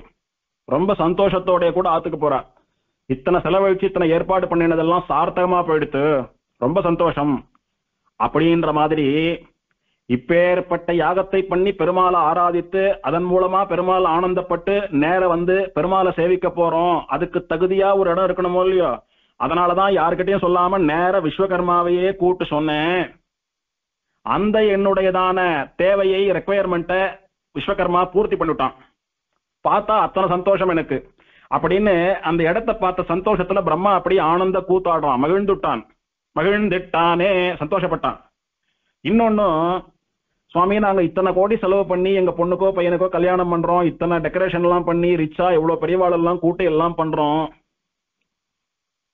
ஆனா இத்தனை பண்ணதுக்கு, இத்தனை பேரை கூட்டு வச்சு பண்ணதுக்கு சார்த்தகமா அதுங்க 2 நாளைக்கு ஒண்ணுக்கு ஒண்ணு புரிஞ்சுண்டு விட்டு கொடுக்காம லைஃப்ல பிரிஞ்சுடாம காலத்துக்கும் ஒன்னா சந்தோஷமா வாழணுமே சுவாமி, அதுதானே பிரயோஜனம். இத்தனை செலவு பண்ணி பண்றது எதுக்கு? எங்களுக்கு பணம் இருக்கு, எங்களுக்கு பகட்டு இருக்குன்னு காட்டுறதுக்காகவா? எங்காத்து குழந்தை, நாங்க சம்பாதிச்சதெல்லாம் அதுக்குதான், அதுக்கு நாங்க விசேஷமா பண்ணி சந்தோஷப்படுறோம், அதை பார்த்து நாங்க ரசிக்கிறோம்னு சொல்றதுக்காக தான் இதெல்லாம் பண்றமே ஒழிய எங்களால எத்தனை பண்ண முடியறது பாருன்னு சவால் விட்டா பண்ணிட்டு இருக்கோம். அந்த மாதிரி நாம இத்தனை தூரம் எத்தனை லோகங்கள்லயோ இருக்கக்கூடிய ரிஷிகள், சித்தர்கள், கந்தர்வர்கள், கிம் புருஷர்கள், கிண்ணறர்கள்னு எத்தனையோ பேரை கூட்டு வச்சுட்டு இருக்கோம். இப்போ வசந்த அஸ்வமேத யாகத்தை பண்ண போறோம். வேதத்திலே சொல்லப்பட்ட பெரிய பெரிய யாகங்களை எல்லாம் 100 கணக்கிலே அனுஷ்டித்த இன்னொருத்தருக்கு பண்ணி வச்ச ரிஷிகள்லாம் இங்க வாத்தியாரா வந்து நின்று இருக்கா. பிரம்மாவாகிற நான் யாகம் பண்ண போறேன், 30 முக்கோடி தேவர்களும் வந்திருக்கா. எல்லோரும் யாகம் எப்போது தொடங்க போகிறதுன்னு காத்துன்னு இருக்கா. அப்பேற்பட்ட இடத்திலே யாகம் பண்ணுவேன், பெருமாள் மகிழ்ந்து வருவர், சேவை சாதிப்பர், காலத்துக்கும் கோவில் கொண்டு எழுந்தருளி இருப்பர். ஆனால் வருங்காலத்துல வர்ண தர்மங்கள், ஆசிரம தர்மங்கள்லாம் க்ஷீணிச்சுண்டே வருமே, அப்படிதானே புராணங்கள்லாம் சொல்றது. கலியில எல்லாம் போக போக குறைஞ்சுட்டே வரும், கடைசியில ஒண்ணும் இல்லாம போடும்னு தானே சொல்றது. இப்படி சொந்த யாகம் பண்ணி பெருமாள் அவதாரம் பண்ணின இந்த பூமியிலே நாளைக்கு ஓரளவுக்கு பேர் சொல்ற மாதிரியாவது வைதிகால் இருப்பாளா? ஓரளவுக்கு பேர் சொல்ற மாதிரியாவது சாஸ்திர சம்பிரதாயங்களை அனுஷ்டிப்பவர்கள் இருப்பாளா? ஓரளவுக்கு நான் பரவாயில்ல, நாம யாகம் பண்ணின ஊர்ல இந்த அளவுக்கான இருக்காளே அப்படின்னு மனசை தேத்தி கொள்ளும்படியான ஒரு சத்துக்கள், ஒரு ஆஸ்திகா நல்லவா இருப்பாளா அப்படின்னு எல்லாம் பிரம்மா அப்படி கற்பனை பண்ணி பாக்குறான். பெருமாளுடைய அனுகிரகத்தினாலே அவனுக்கு தெரியறது, இருப்பா கவலைப்படாதே அப்படின்னு. அதனால பிரம்மாவுக்கு பரவாயில்ல, சந்தோஷம், இத்தனை பண்ணினாலும் இன்னையோட போறது அப்படின்னு இல்லாமல் காலத்துக்கும் யோக்கியத்தையோட கூட இருக்கும் இது அப்படின்னு சந்தோஷப்பட்டு, ஒரு காலும் அழியாத அழகினாலும், இந்த ஊர் மட்டும் அழகில்ல, இந்த ஊர்ல இருக்கக்கூடிய ஜனங்களும் அழகு அப்படின்னு சொல்லும்படியா. ஜனங்களுக்கு அழகுன்றது எது? அவாவாளுடைய தர்மங்களை அவாவா பண்ணிட்டு பகவானை ஆராதனம் பண்ணி கொண்டிருப்பது. சொல்ல போனா எதுக்கு நமக்கு பெருமாள் சரீரம் கொடுத்திருக்கான் அப்படின்னா, அவனை சேவிப்பதற்கும் அவனை ஆராதிப்பதற்கும் தான் சரீரம் கொடுத்திருக்கிறான்.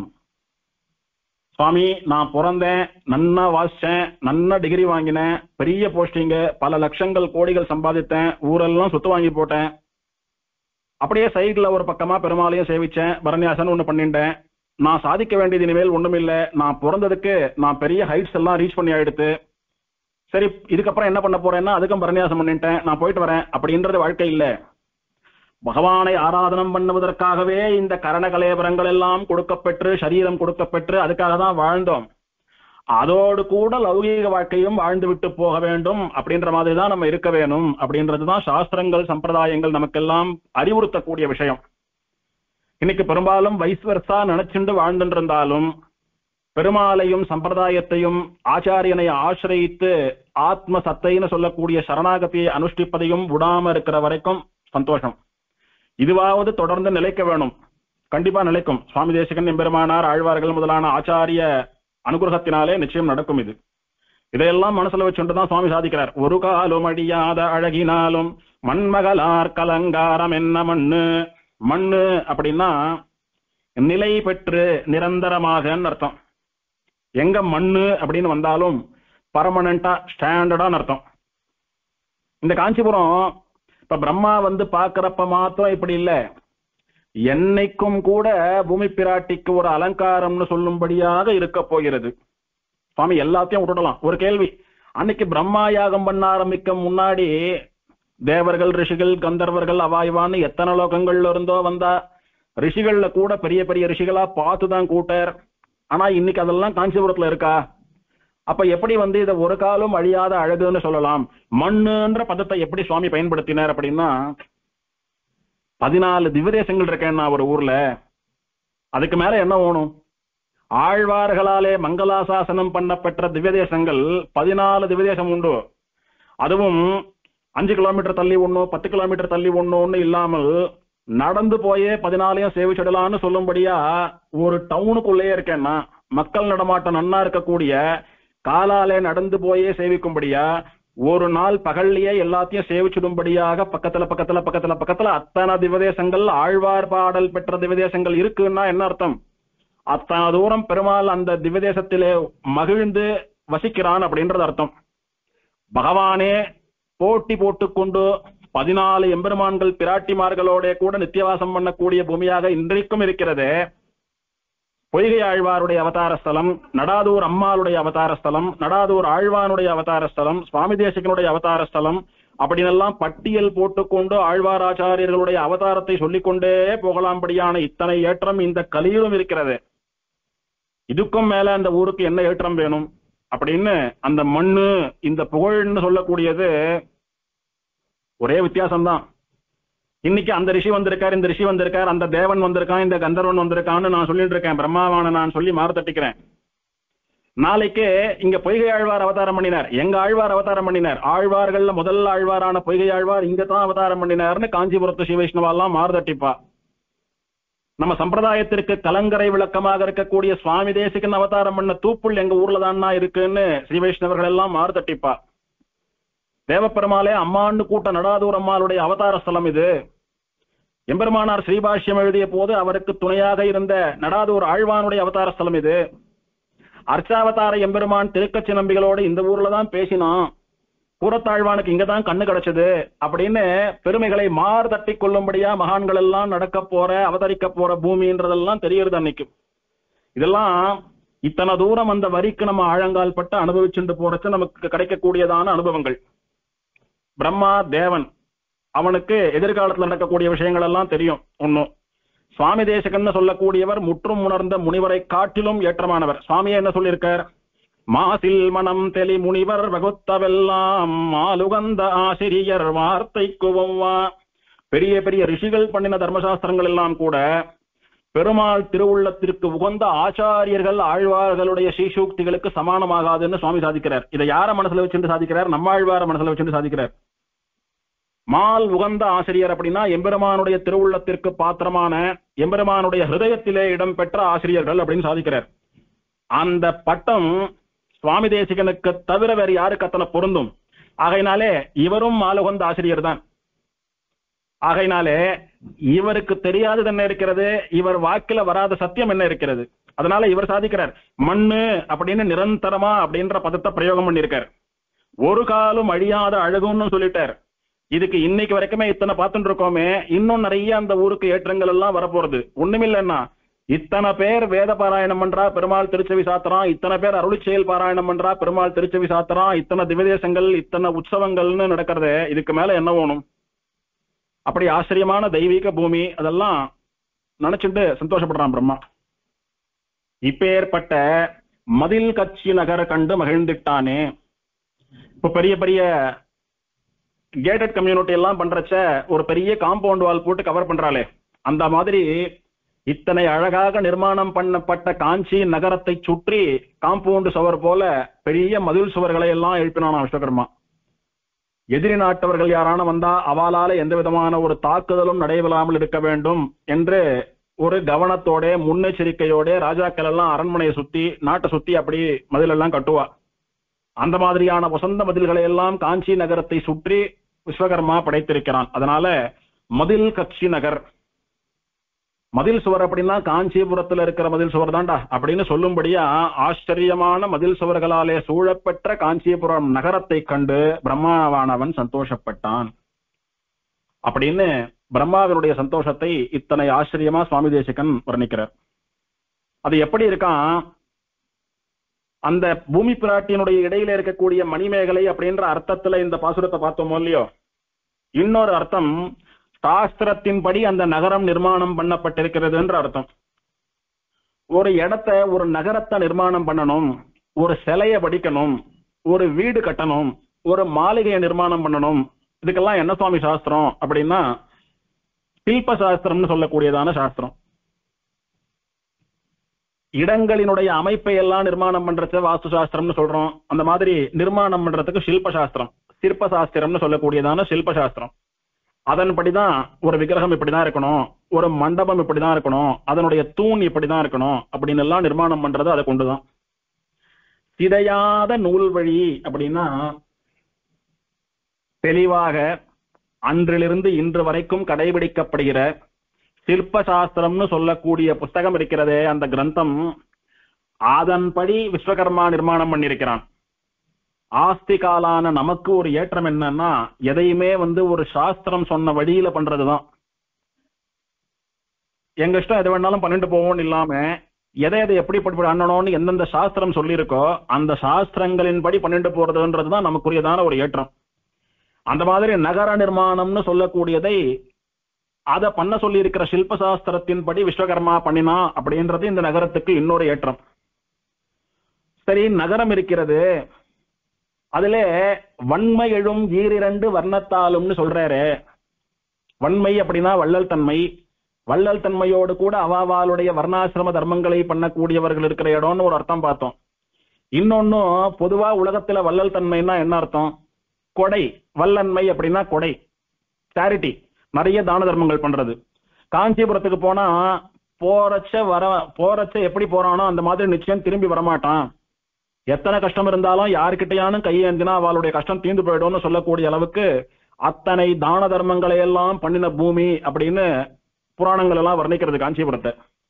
அந்த மாதிரி அவாவா வர்ணாசிரம தர்மத்துல மட்டும் இல்ல, நிஜமாவே பொண்ணு பொருள் ரத்தினங்கள் அப்படின்னு பணத்துல கூட பெரிய தான தர்மங்கள் பண்ணக்கூடிய அதிகாரிகளா இருந்தாலும் அவாவாளுக்கு இருக்கக்கூடிய செல்வத்தை கொண்டு அவாவா ராஜா தான் பண்ணணும், கவர்மெண்ட் தான் பண்ணணும் அப்படின்னு எதிர்பார்த்துட்டு இருக்காம அவாவாலே மற்றவாளுடைய கஷ்டங்களை தீர்க்கக்கூடிய அளவுக்கு வள்ளல்களாக இருந்தார்களாம்.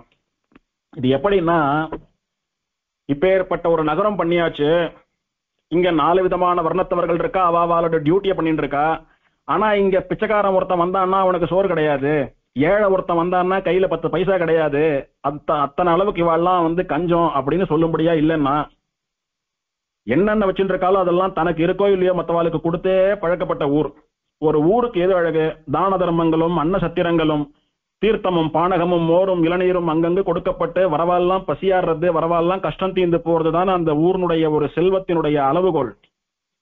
அந்த ஊர்னுடைய ரிச்னஸ்னுடைய ஒரு ஸ்கேல் என்ன அப்படின்னா, அவாவா எவ்வளவு சொத்து சேர்த்து வச்சுட்டு இருக்கா, பேங்க்ல என்ன டெபாசிட் இருக்கு, பேங்க்ல என்ன பேலன்ஸ் இருக்குன்றது இன்னைக்கு நாம ஒரு ரிச்னஸ்னுடைய மெஷரா சொல்லிட்டு இருக்கோம். அன்னைக்கு எப்படின்னா, எத்தனை தான தர்மம் பண்றாலோ அத்தனை தூரம் அவ கிட்ட செல்வம் இருக்குன்னு அர்த்தம். ஏன்னா செல்வங்கள் இருப்பதே தான தர்மங்கள் பண்றதுக்கு தான் அப்படின்னு சாஸ்திரம் சொன்னதை அவ கடைபிடிச்சுட்டு இருந்தா. அந்த மாதிரியான காலங்கள் அதெல்லாம். அவ கிட்ட பொண்ணும் பொருளும் மணியும் ரத்தினங்களும் எப்படி குவிஞ்சிருக்குன்னா, நாம ஆத்தெல்லாம் டெக்கரேட் பண்றதுக்கு இப்ப என்ன பண்றோம்? பெயிண்ட் அடிக்கிறோம், கலர் வாஷ் பண்றோம், இன்னும் ஸ்டிக்கர்ஸ் ஒட்டிக்கிறது, அது இதுன்னு என்னமோ பண்ணிட்டு இருக்கோம். அவெல்லாம் நம்ம உடம்புல செயின், ஹாரம், நெக்லஸ் எல்லாம் ஸ்திரீகள் போட்டுக்கிற மாதிரி ஆத்துக்கு முன்னாலேயே அப்படி ரத்தனங்களால இழைக்கப்பட்ட பேழைகள். இந்த சில ஆத்துல எல்லாம் பார்த்தா இந்த வினீஷியன் பிளைண்ட்ஸ் அப்படின்னு மணி எல்லாம் அப்படி அழகா அப்படி கோர்வையா கட்டி தொங்க விட்டுருப்பா, அழகா தொங்கிட்டு இருக்கும் பாக்குறதுக்கு, வாசல்ல நிலப்படியில எல்லாம் தொங்க விடுவா. அந்த மாதிரி நிஜமான ரத்தனங்கள், நிஜமான ஸ்வர்ணம், வெள்ளி இதையெல்லாம் கூட இழைத்து நிறைய டிசைன் எல்லாம் பண்ணி இந்த மாதிரியான ஒரு டெக்கரேஷன் கூட ஆத்துக்கு பண்ண முடியுமான்னு வாய் புழக்கக்கூடிய அளவுக்கு சாதாரணமா அவாவா ஆத்து தூணுக்கும் திண்ணைக்கும் ஆத்துக்கும் பால்கனிக்கும் பண்ணி வச்சிருப்பாளாம். உப்பரிகைன்னு சொல்லக்கூடிய பால்கனி எல்லாம் அங்கங்க ரத்தனங்களா தொங்கிட்டு இருக்குமா. நிஜமான ரத்தன தீபங்கள், ரத்தனத்தினாலே பண்ணப்பட்ட விளக்குகள் அங்கங்க வச்சிருப்பாளாம். எண்ணெய் குத்த வேண்டாம், நெய் குத்த வேண்டாம், நெருப்பு வேண்டாம், தூண்டி விட வேண்டாம், ஒன்னும் பயம் கிடையாது, எப்பவும் அப்படி ஜொலிச்சுட்டு இருக்கு. அந்த மாதிரி ரத்தனத்தினாலே பண்ணப்பட்ட தீபங்கள் இருக்கின்றன. இப்ப நாம எலக்ட்ரிக் லேம்ப் போடுற மாதிரி ரத்தனத்திலேயே பெரிய பெரிய தீபங்கள் எல்லாம் பண்ணி வைக்கிறா. அந்த ரத்தனத்தினுடைய ஒளியே அந்த ஆத்த ரொம்ப அழகா காட்டுறது. அத்தனை தூரம் வள்ளல் தன்மையோடு கூட பெரிய பணக்காரெல்லாம் இருந்த தாயாருடைய வாசம், அதுவும் 14 தாயார் போட்டி போட்டு வாசம் பண்ணக்கூடிய இடம். அங்கே துர்பிக்ஷம்னு சொல்லக்கூடிய தாரித்யத்திற்கு, தரித்திர தன்மைக்கு, ஏழ்மைக்கு இடம் உண்டோ? நிச்சயம் கிடையாது ஒன்னும். அதனால இத்தனை செல்வ செழிப்பு தாரயந்தே தனாயாம்னு காஞ்சிபுரத்துல நடமாடுறதுன்னு தெரிவிக்கிறார். இதெல்லாம் பார்த்துட்டு தேவர்களே ஆச்சரியப்படுறாலாம். பொண்ணு பொருள் போகம் சுகம் இதெல்லாம் அப்படி மல்கி கிடக்கிற நம்ம தேவலோகத்தை காட்டிலும் உசந்திருக்கிறதே இந்த நகரம், இதென்ன இப்படி கூட ஒரு நகரம் இருக்க முடியுமா அப்படின்னு அவளே வாய் பொழந்து மூக்குல விரல வச்சுட்டு ஆச்சரியமா பார்க்கக்கூடிய அளவுக்கு தரத்தோட கூட இந்த நகரமானது நிர்மாணம் பண்ணப்பட்டது. சரி, இதெல்லாம் விஸ்வகர்மா பண்ணினது. ஆனா எதுவுமே இல்லாம வெறும் பாலைவனமா ஒரு டெசர்ட் மாதிரி இருக்கக்கூடிய இடத்துல போய் இதெல்லாம் பண்ணினா பார்க்க ரசிக்குமோ? இயற்கை அழகும் முக்கியமோ இல்லையோ? காஞ்சிபுரத்துல இயற்கை அழகு எப்படி இருக்குன்னா, பாலாறும் செய்யாறும் ஓடுகின்றது, வேகவதி நதி ஓடுறது, 2 பெரிய ஏரிகள் உண்டு அந்த காலத்துல. சுற்றி எங்க பார்த்தாலும் சின்ன சின்ன மலைகள் தென்படுறது. தூசிமாமண்டூர் மலைன்னு ஒன்னும், பழைய சீவரம் மலைன்னு ஒன்னும், இந்த அஸ்திகிரி மலை, அந்த மாதிரி சின்ன சின்ன மலைகள் தென்படுறது. எங்கு பார்த்தாலும் பச்சை பசேல்னு பூமி பிராட்டி அப்படி பச்சை கலர் புடவை உடுத்தின்னு இருக்கிற மாதிரி வயல்வெளிகளும் தோப்புகளும் துறவுகளுமாக இருக்கின்றன. ஆச்சரியமா நீர்நிலைகள் நிறைய உண்டு. தடிக்கு விழுந்தா குளம், தடிக்கு விழுந்தா குட்டை, தடிக்கு விழுந்தா ஏரின்னு நிறைய நீர்நிலைகள், ஜலசமிருத்தி உண்டு. நிறைய தென்னந்தோப்புகள், பனந்தோப்புகள் அப்படின்னு நீர்வளத்தை நிரூபிக்கக்கூடிய ஆச்சரியமான இயற்கை அழகோட கூட இருக்கிற பூமி. ஆத்தாத்துக்கு டசன் கணக்குல பசுமாட்டை வச்சு சம்ரட்சணம் பண்ணிட்டு வரா. கோமாதாவினுடைய சமிருத்தி, கோ சமிருத்தியானது விசேஷமா உண்டு. எல்லா ஆத்துலயும் விசேஷமா நிறைய பால், தயிர், நெய், வெண்ணெய் எல்லாம் சமிருத்தியா பொருள்றது. எல்லாரும் ஆத்து வாசல்ல வரவாளுக்கெல்லாம் அப்படி பெரிய பெரிய பானையை வச்சுண்டு, தாழியை வச்சுண்டு மோரா கொடுக்கறா, தயிரா கொடுக்கறா, வெண்ணையா கொடுக்கறா. அத்தனை தூரம் நன்னா வளம் மிக்க ஊராக இருக்கிறது.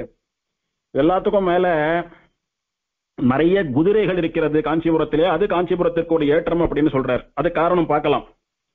இப்போ ஒரு ஆத்துல ஒரு கார் இருக்கணும்னு ஒரு ஸ்டேட்டஸ் வந்து தோல்வி. இப்போ ஒரு 25-30 வருஷத்துக்கு முன்னால வரைக்கும் யாரா இருந்தாலும் பஸ், ட்ரெயினை தான் பெரும்பாலும் நம்பிட்டு இருந்தோம். இன்னைக்கு சர்வசாதாரணமா எல்லாரும் கார்ல போக ஆரம்பிச்சுட்டா. நிறைய பேர் சொந்தமா கார் வச்சுட்டு இருக்கா. இன்னும் ஒரு படி மேல போய் ஆளுக்கு ஒரு கார்ன்ற அளவுக்குலாம் கூட வந்துடுத்து. இப்ப எப்படி ஒரு ஆத்துல ஒரு கார் நின்னா அது அந்த ஆத்துக்கு ஒரு ஸ்டேட்டஸோ, அந்த மாதிரி அந்த காலத்துல ஒரு ஆத்துக்கு ஒரு குதிரை இருந்தா அந்த ஆத்தினுடைய ஸ்டேட்டஸ் அது. எப்படின்னா அப்ப பெரும்பாலும் இந்த பஸ், ட்ரெயின் அதெல்லாம் இல்லாதபடினால ராஜா அவெல்லாம் வந்து ரதத்துல போவா, குதிரை பூட்டில ரதத்துல போவா. மீதி பேர்லாம் எப்படி போறதுன்னா குதிரை அந்த மாதிரி வண்டி கட்டிட்டு தான் போகணும். அந்த மாதிரி ஆத்துக்கு ஒரு குதிரை இருக்குன்னா என்ன அர்த்தம்? இப்ப மாதிரி ஆத்துக்கு ஒரு கார் இருக்கிற மாதிரி ஒரு ஸ்டேட்டஸ் அது. ஏழைகளே இல்லை இந்த ஊர்ல. ஒரு ஆத்துக்கு ஒரு குதிரை இருக்கு. அதுவும் எப்படி இருக்கான்? உயர் ரக குதிரைகள். குதிரைகள்லயே டாப் கிளாஸ் குதிரைகள் அப்படின்னு சில லட்சணங்களோட இருக்கக்கூடிய ஜாதி குதிரைகள்லாம் இருக்கான். பார்க்கறதுக்கு அத்தனை அழகா இருக்கான், அத்தனை கம்பீரமா இருக்கான். அதனுடைய சப்தம், அந்த குதிரை பிளிர கணைக்கக்கூடியதான சப்தமானது அப்படியே கணீர் கணீர்னு கணைக்கிறதாம். எங்க பாரு குதிரை கணக்கக்கூடிய சப்தம் தான் காதுல கேட்கறதாம். இந்த கேரளாவுக்கெல்லாம் நிறைய போனோமானா நிறைய யானை பிள்ளிற சத்தம் கேட்கும். அங்கங்க யானையை கும்பல் கும்பலா வச்சுட்டு இருப்பா. யானைகள்லாம் பிள்ளிற சத்தம் எல்லாம் கேட்கும். அந்த மாதிரி காஞ்சிபுரத்திலே நிறைய குதிரைகள் கணைக்கக்கூடிய சத்தம் எல்லாம் கேட்குமா. அத்தனை தூரம் காஞ்சிபுரம் வளம் மிக்கதாக இருந்தது. இந்த குதிரைன்னு சொல்லக்கூடியது டொமஸ்டிக் யூஸ், ஆத்து பயன்பாட்டுக்கு மட்டும் இல்லாமல் ராஜா சண்டைகள்லாம் போறான்னா 4 விதமான படை சொல்றோமோ இல்லையோ, யானை படை, குதிரை படை, காலாட்படைன்னு எல்லாம் சொல்றோமே. அதுல குதிரை படைன்ற சொல்லக்கூடியது குதிரை மேலே வீரர்கள் போய் சண்டை போடுறது. காஞ்சிபுரம் ஒரு நாட்டினுடைய தலைநகரமா இருந்து அரண்மனை எல்லாம் இருந்து ராஜ்யம் எல்லாம் நடைபெற்றபடியினாலே குதிரை படையிலும் நிறைய கை தேர்ந்த குதிரை வீரர்களை கொண்டு நிறைய குதிரைகளை வச்சுருந்த ராஜா ராஜ்யம் பண்ண நாடு. அதனால குதிரைகளாலே வளம் மிக்க நாடு அப்படின்னு அவளுடைய எக்கனாமிக்கல் ஸ்டேட்டஸ் மட்டும் இல்ல, மிலிட்டரி ஸ்டேட்டஸ் அது. எத்தனை தூரம் இங்க வீரர்கள்லாம் இருக்கா, அவளாண்ட வச்சுட்டோம்னா வாலாட்டினோம்னா வாழை ஒட்ட நறுக்கிடுவான்னு எதிரி நாட்டுக்காரர்கள் பயப்படக்கூடிய வீரத்தினுடைய அளவுகோல் அது. அப்படியெல்லாம் வசந்த நகரமா இருக்கு. இந்த மாதிரி ஒரு நகரத்துல என்ன நாம யாகம் பண்ணணும்னு பிரம்மா பார்த்து சந்தோஷப்பட்டானோ. உண்மையுடை வாசி ஒளி ஓசையாலும். வாசி அப்படின்னா வாஜி அப்படின்னு சம்ஸ்கிருதத்திலே குதிரைக்கு பெயர். வாஜின்னா குதிரை. அந்த வாஜின்னு சொல்லக்கூடியதை அப்படியே தமிழ் படுத்துறார் சுவாமி. வாசின்னு தமிழ் படுத்துறார். அங்கே ஒலிக்கு பதில் விழின்னு வச்சுட்டோமானா, விழி அப்படின்னா கூப்பிடுறது, பேசுறதுன்னு அர்த்தம். இப்ப கூட மலையாளத்துல விழிக்கிறேன்னு சொல்றாள் இல்லையோ, விழின்னா பேசுறதுன்னு அர்த்தம். ஓசை அப்படின்னா சப்தம். குதிரை பேசக்கூடிய ஒலிக்கு என்ன சொல்றோம்? கணைக்கிறதுன்னு சொல்றோம். வாசி ஒலி ஓசை அப்படின்னா குதிரைகள் கணைக்கக்கூடிய ஓசையாலும் அழகாய் அமைந்த. இத்தனை குதிரைகள் இருக்குன்னா அது மேயறதுக்கு புல்லு, ஆகாரம், ஜல வசதி அந்த மாதிரி இயற்கை எழில் இருந்தா தானே இருக்க முடியும். அத்தனை குதிரைகளையும் பராமரிக்கக்கூடிய அளவுக்கு தானிய சமிருத்தி இருக்கணுமோ இல்லையோ. ஆகையினால ஒரு குறையும் இல்லாத அழகான நகரம் அப்படின்னு புரிஞ்சுக்கணும். அதை இந்த மாதிரி இடத்தினுடைய டோப்போகிராஃபியோ இல்ல அங்க இருக்கக்கூடிய மனுஷாலுடைய ஒழுக்கமோ தர்மமோ அவளுடைய அனுஷ்டானமோ அல்லது அங்க இருக்கக்கூடிய செல்வ வளமோ எப்படி பார்த்தாலும்னா ஒரு காலும் அழியாத அழகினாலும் ஆச்சரியமா இருக்கு இந்த பூமி. எதுக்கு இங்க போய் யாகம் பண்ணுன்னு அசரீரி சொல்லித்துன்றது இப்ப புரிஞ்சு போயிடுது எனக்கு. இது எது தெரியுமா? இது என்ன தெரியுமா குறிக்கிறது எனக்கு? ஒரு குழந்தைய நன்னா வளர்த்து நல்ல ஒரு ஸ்டேட்டஸ் கொண்டாந்துட்டா ஒரு அம்மா. அந்த குழந்தை ஆகோன்னு ஊர் புகழும்படியா வளர்றத பார்த்துட்டு அந்த அம்மா எத்தனை சந்தோஷமா வயத்துல பால வார்த்ததா உணர்றாலோ, அந்த மாதிரி பூமி பிராட்டியானவள் நம்மள சேர்ந்த ஒரு இடம் இந்த காஞ்சிபுரம்னு சொல்லக்கூடியது எத்தனை ஆச்சரியமா இருக்கு, அங்க இருக்கிறவாள்லாம் நம்மளுடைய குழந்தைகள்லாம் எத்தனை ஆச்சரியமா இருக்கா அப்படின்னு சந்தோஷப்படும்படியாக இருக்கக்கூடிய ஒரு பூமி அப்படின்னு பிரம்மா மட்டும் இல்ல பூமி பிராட்டியும் மகிழக்கூடிய அளவுக்கு இந்த காஞ்சிபுரம் இருக்கிறது அப்படின்னு புரிஞ்சுக்கலாம். அப்பேற்பட்ட இந்த ஊர்ல தான் யாகம் நடக்க போறது. இதுல சிதையாத நூல் வழின்னு ஒரு வார்த்தை சொன்னாரோ இல்லையோ, அதுக்கு ரெண்டு அர்த்தம் பார்த்துட்டோம். ஒன்னும் அந்த பொன்னையும் ரத்தனங்களையும் கோர்க்கக்கூடிய ஆபரணம்னு பார்த்தோம். இன்னொன்னு அன்றிலிருந்து இன்று வரை நம்மால் கடைபிடிக்கப்படுகிற சில்ப சாஸ்திரத்தின்படி நிர்மாணம் பண்ணப்பட்ட நகரம் மாளிகைகள்னு பார்த்தோம். முக்கியமான அர்த்தம் சிதையாத நூல் அப்படின்னு வேதத்திற்கு பெயர். அவிச்சின்ன பரம்பராகத்வமான வேதம்னு சொல்றது. வேதத்துக்கு என்னன்னா சிறப்பு அப்படின்னா நிறைய சிறப்புகள் உண்டு. அதுல முக்கியமா உயிர் நாடி போல சொல்லக்கூடியது அபௌருஷேயத்துவம், அதாவது ஒரு புருஷனாலே ஏற்றப்படாதது, அது ஒரு பெருமை. இரண்டாவது அவிச்சின்ன பரம்பராகத்துவம். அவிச்சின்ன பரம்பராகத்துவம் அப்படின்னா அன்னையில இருந்து இன்னைக்கு வரைக்கும் விடாம வந்துட்டு இருக்கிறது. சுவாமி அன்னையில இருந்து ஒரு 50,000 வருஷத்துக்கு தொடர்ந்து வேதங்களை சொல்லிட்டு வந்தா, அப்புறம் வேதம் சொல்றவா ஒருத்தரம் இல்லாம போயிட்டா, நடுவுல வேதமே இல்லாம மறைஞ்சு போயிடுத்து, அப்புறம் ஒரு 10,000 வருஷம் கழிச்சு யாரோ தபஸ் பண்ணி வேதத்தை கொண்டாந்தா அப்படின்னு எல்லாம் சொல்லும்படியாக இல்லாமல், வேதமானது அனாதியா பெருமாள் எப்படி பெருமாளுக்கு ஆரம்பமும் இல்லை முடிவும் இல்லைன்னு சொல்லும்படியா என்னைக்கும் எப்போதும் சிரமமா இருந்துட்டு இருக்காரோ அந்த மாதிரி இருக்கக்கூடியது வேதங்களும் கூட. அதனால அவிச்சின்ன இடையராத பரம்பராகத்துவம், பரம்பரையா வரக்கூடியது. சுவாமி இப்ப பரம்பரை இருக்கா அப்படின்னு கேட்டா என்ன அர்த்தம்னா, அவாத்துல தொடர்ந்து எல்லாருக்கும் சந்ததிகள் இருக்காளா, அந்த சந்ததி அப்படியே தொடர்ந்து வந்துட்டு இருக்கா, இல்ல யாருக்கான கல்யாணம் ஆகாம குழந்தை இல்லாம சந்ததி நின்று போயிடுதா அப்படின்னு கேட்கிறோமோ இல்லையோ, அந்த மாதிரி வேதத்தினுடைய பரம்பரை அவிச்சின்னமா கட்டாகாம வந்துட்டு இருக்கணும். அதுதான் விசேஷம். இன்னைக்கும் வந்துட்டு இருக்கோம் இல்லையோ. இன்னொன்னு ஸ்ருதி பரம்பராகத்துவம் அப்படின்னு பெயர். எழுதி வச்சுட்டு படிக்கிறது, போன்ல லேப்டாப்ல வச்சு படிக்கிறதுனாலாம் பிரயோஜனம் இல்லை. ஒரு ஆச்சாரியன் திருவாயாலே கேட்டு அந்த சப்தத்தை காதாலும் ஹிருதயத்திலும் வாங்கி, காதாலே வாங்கி ஹிருதயத்திலே தாங்கி அதை திரும்பி சிஷ்யனானவன் சொல்லி சொல்லி பழகக்கூடியதான ஸ்ருதி பரம்பராகத்துவம், கேட்டு மனப்பாடம் பண்ணக்கூடியதாக இருக்க வேண்டும் வேதம். இதெல்லாம் தான் வேதத்தினுடைய முக்கியமான சிறப்புகள். அந்த மாதிரி சிதையாத நூல் வழின்னு சொல்லக்கூடியது அவிச்சின்னமா சிதையிறது அப்படின்னா ஒரு யூனிஃபார்மா ஸ்ட்ரீம்லைண்டா வராம கட்டாருதுன்னு அர்த்தம். அப்படி இல்லாமல் யூனிஃபார்மா லாமினாரா வரக்கூடியதான ஆச்சரியமான நூல் வழி, வசந்த வேதத்தினுடைய வழியிலே ஒழுகக்கூடிய அந்தணர்கள், அந்த வேதத்திலே யார் யாருக்கு என்னென்ன தர்மங்கள் எல்லாம் சொல்லப்பட்டதோ அந்த தர்மங்களை எல்லாம் கடைபிடிக்கக்கூடிய மற்ற வர்ணத்தினர்கள், இவர்களினுடைய சேர்த்தி. சொல்ல போனா இவெல்லாம் இத்தனை தூரம் ஆச்சரியமா இருக்கிறதுக்கு காரணம் என்ன தெரியுமா? இவாளுக்கு சிதையாத நூல்னு சொல்லக்கூடிய வேதத்தோட இருக்கக்கூடியதான சேர்த்தி சம்பந்தம். இவெல்லாம் வேதத்தை நம்பரா, பெருமாளுக்கு சமானமானது வேதம்ன்றத தெரிஞ்சுட்டு இருக்கா, வேதம் என்ன சொன்னதோ அதுதான் நாம பண்ணணும், அதுதான் நம்மளுடைய லட்சியம் அப்படின்னு புரிஞ்சுட்டு இருக்கா. அதனால அந்த வேதம் சொன்னதை கடைபிடிச்சு அனுஷ்டிச்சு வாழ்ந்துட்டு இருக்கா.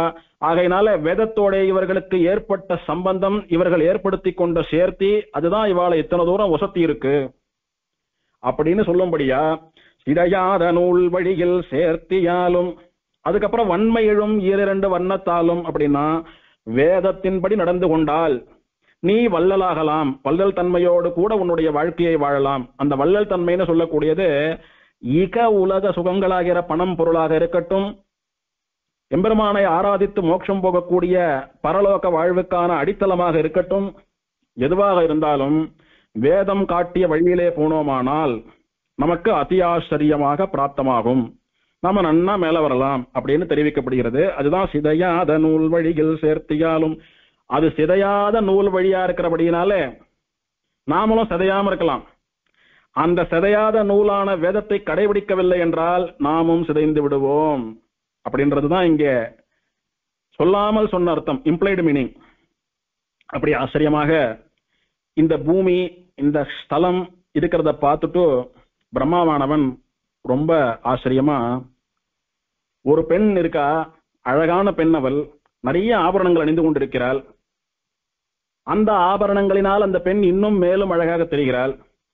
அப்படி அவள் அத்தனை ஆபரணங்கள் அணிந்து கொண்டிருந்தாலும் அது எல்லாத்தை விட உசந்த அழகோடே ஒரு ஆபரணம் இருக்குமானால் அது பூமி பிராட்டிக்கு இந்த மேகலை ஸ்தானத்தில் இடுப்பு ஒட்டியான ஸ்தானத்தில் இருக்கக்கூடிய காஞ்சிபுரம் தான் அப்படின்னு பிரம்மாவுக்கு அத்தனை சந்தோஷம். இதை பார்த்து தின்மணிகள் பொன்னுடனே சேர்தலாலும் சிதையாத நூல்வழியில் சேர்த்தியாலும் வன்மையெழும் ஈரிரண்டு வண்ணத்தாலும் வானவர்க்கும் வியப்பான வகுப்பினாலும் உண்மையுடை வாசியொலி ஓசையாலும் ஒரு காலும் அழியாத அழகினாலும் மண்மகளார் கலங்காரம் என்ன மண்ணு மதில் கட்சி நகர் கண்டு மகிழ்ந்திட்டானே. பூமி பிராட்டிக்கு அலங்காரம் போல இருக்கக்கூடிய ஆச்சரியமான காஞ்சிபுர நகரத்தை பார்த்து பிரம்மாவானவன் சந்தோஷப்பட்டானே அப்படின்னு சுவாமி பிரம்மாவினுடையதான சந்தோஷத்தை தன்னுடைய பாசுரத்துல கன்வே பண்ணியிருக்கார். அத ஒண்ணு நன்னா புரிஞ்சுக்கணும். ஆழ்வார்களுடைய அருளி செயல்களோ நம்ம ஆச்சாரியர்களுடைய பிரபந்தங்களோ ஸ்தோத்திரங்களோ எதுவா இருக்கட்டும், அதையே திருப்பி திருப்பி திருப்பி திருப்பி ஆழங்கால் பட்டு அனுபவிச்சு சொல்றச்ச அவளுடையதான அனுகிரகத்திலேயே நமக்கு நிறைய விசேஷமான அனுபவங்கள் எல்லாம் கிடைக்கும்.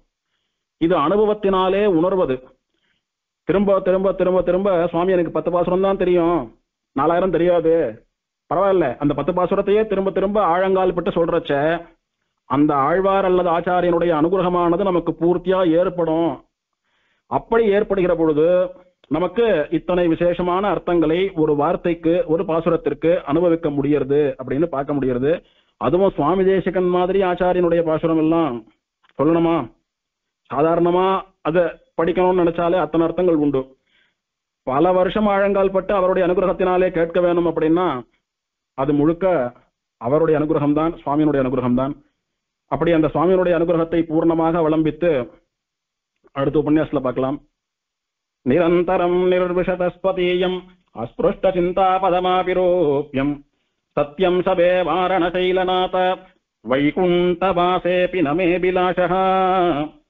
பேரருளால பெருமாள் பெருந்தேவித்தாயார் சிரார் தூப்புள் திருவேங்கடமுடையான் திருவடிகளே சரணம்.